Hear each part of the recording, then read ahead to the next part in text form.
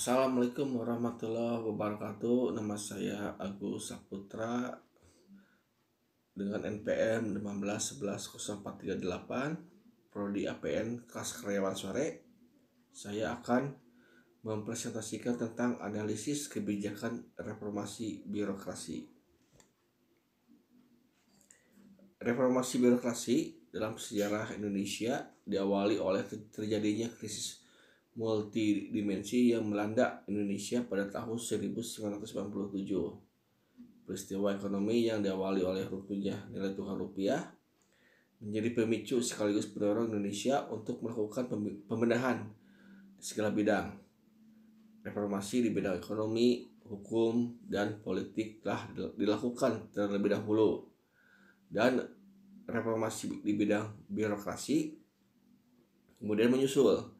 Bila tadi telah disebutkan bahwa pemicu dan pendorong reformasi birokrasi Indonesia diawali oleh peristiwa ekonomi, maka demikian pula halnya model-model birokrasi yang ada. Model birokrasi yang dianut oleh banyak negara di dunia saat ini, termasuk Indonesia, adalah mengadopsi model birokrasi yang telah diterapkan di negara-negara demokrasi Anglo-Amerikan yang dipelopori oleh Inggris, Australia, New Zealand, Amerika Serikat, dan Kanada. Kelahiran model-model birokrasi sendiri tidak lepas dari peran dan dukungan perkembangan peristiwa ekonomi serta teori-teori ekonomi dan administrasi publik. Di sini ada ruang lingkup reformasi birokrasi.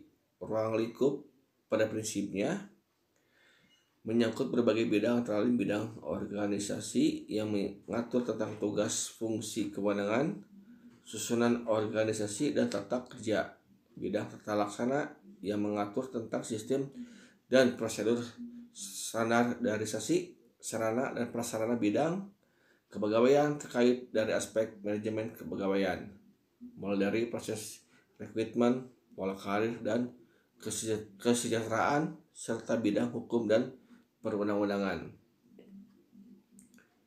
Rencana pembangunan aparatur negara yang holistik sudah dituangkan dalam Undang-Undang Nomor 17 Tahun 2007 tentang Rencana Pembangunan Jangka Panjang Nasional yang disingkat RPJPN periode 2005 sampai dengan 2025, dan Peraturan Presiden Nomor Tahun 2010 tentang Rencana Pembangunan Jangka Menengah yang disingkat RPJMN periode 2010 sampai dengan 2014. Salah satu prioritas peraturan tersebut adalah pemantapan reformasi birokrasi instansi. Oleh karena itu, ruang lingkup Grand Design reformasi birokrasi periode 2010 sampai dengan 2025 difokuskan pada reformasi birokrasi pemerintah. Di sini ada roadmap reformasi birokrasi. Kementerian Pendayagunaan Aparatur Negara dan Reformasi Birokrasi yang disingkat PANRB baru saja menertibkan Peraturan Menteri PANRB Nomor 25 Tahun 2020 tentang roadmap reformasi birokrasi periode 2020 sampai dengan 2024. Peraturan yang menjadi tindak lanjut dari Peraturan Presiden Nomor 81 Tahun 2010 tentang Grand Design reformasi birokrasi 2010 sampai dengan 2025, di mana dalam Peraturan Presiden tersebut mengamanatkan Kementerian PANRB untuk menyusun roadmap operasional Grand Design reformasi birokrasi setiap 5 tahun. Roadmap 2020 sampai dengan 2024 dalam penyusunannya bersifat implementatif dibandingkan dengan formalita. Peraturan Menteri Pendayagunaan Aparatur Negara dan Reformasi Birokrasi Nomor 25 Tahun 2020 ini memuat evaluasi capaian dan pelaksanaan reformasi birokrasi pada periode 2015 sampai dengan 2019 yang telah membawa perubahan signifikan dalam hal tata kelola pemerintahan. Selain itu, dalam roadmap ini juga terdapat analisis atas lingkungan strategis, faktor lingkungan. Yang dimaksud dalam roadmap reformasi birokrasi ini adalah konteks di mana birokrasi, sedangkan isu strategis merupakan konten berpengaruh signifikan dalam proses reformasi birokrasi. Jika sudah dilakukan evaluasi, maka pemetaan lingkungan strategis pelaksanaan reformasi birokrasi, maka ditetapkan tujuan serta sarana reformasi birokrasi beserta strategis pelaksanaannya. Tujuan dan sasaran reformasi birokrasi yang diharapkan dan menjawab tantangan hambatan pada periode sebelumnya serta mampu menjawab isu-isu strategis reformasi birokrasi ke depan. Di sini ada tantangan hambatan reformasi birokrasi. Indonesia menghadapi warga dunia yang semakin tinggi mobilitasnya. Demikian pula pada pertambahan penduduknya yang signifikan. Indonesia menghadapi ketertinggalan dalam hal kesejahteraan masyarakatnya, terutama pada bidang pendidikan dan kesehatan.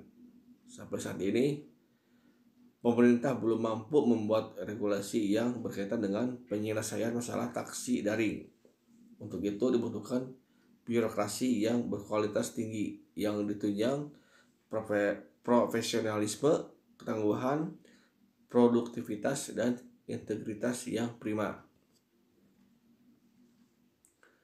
Walaupun demikian masih terdapat beberapa hambatan dan tantangan ke depan yang harus diselesaikan, diantaranya yang pertama masih rendahnya komitmen dari pimpinan instansi baik di tingkat pemerintah pusat maupun di tingkat pemerintah daerah dalam upaya untuk melakukan pencegahan dan pemberantasan tindak pidana korupsi. Dan yang kedua, penyelenggaraan pemerintah masih belum mencerminkan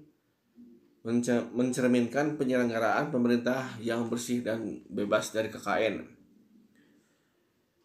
Dan manajemen kinerja pemerintah belum dilaksanakan secara maksimal.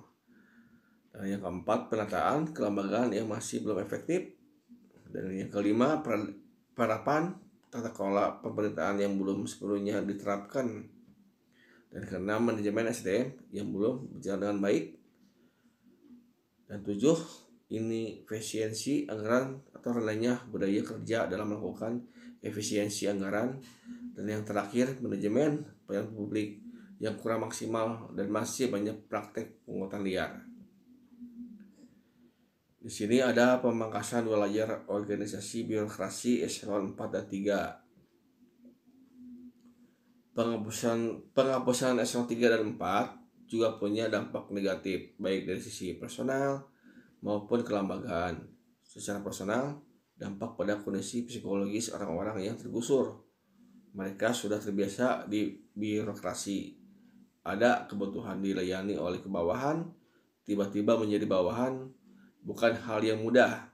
Jadi ada biaya psikologis yang bakal ditanggung oleh masing-masing individu yang terkena restrukturisasi.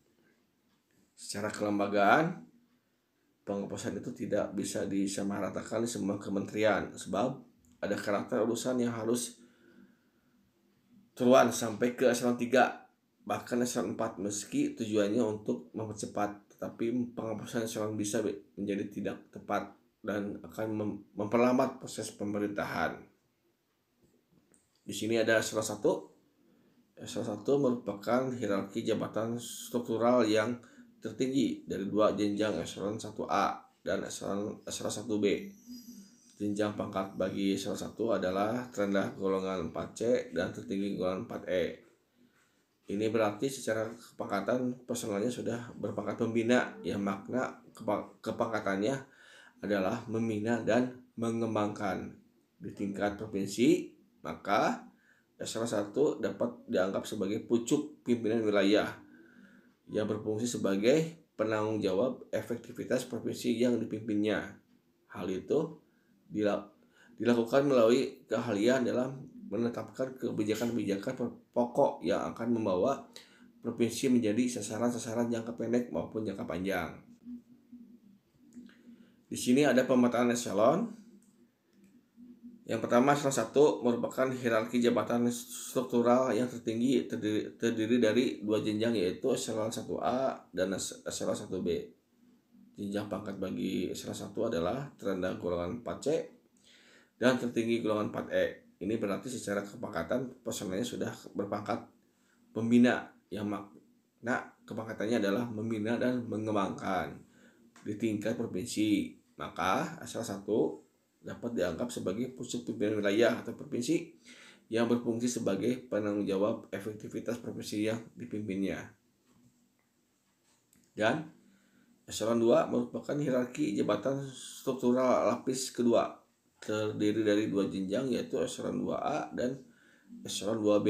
Jenjang pangkat bagi eselon 2 adalah terendah golongan 4C dan tertinggi golongan 4D. Ini berarti secara kepangkatan personelnya juga sudah berpangkat pembina, yang makna kepangkatannya adalah membina dan mengembangkan. Di sini juga ada eselon 3 merupakan hierarki jabatan struktural lapis ketiga, terdiri dari dua jenjang, yaitu eselon 3A dan eselon 3B. Jenjang pangkat bagi eselon 3 adalah terendah golongan 3D dan tertinggi golongan 4D.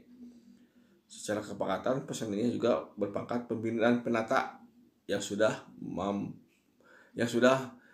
mumpuni penata tingkat 1, sehingga tanggung jawabnya adalah membina dan mengembangkan.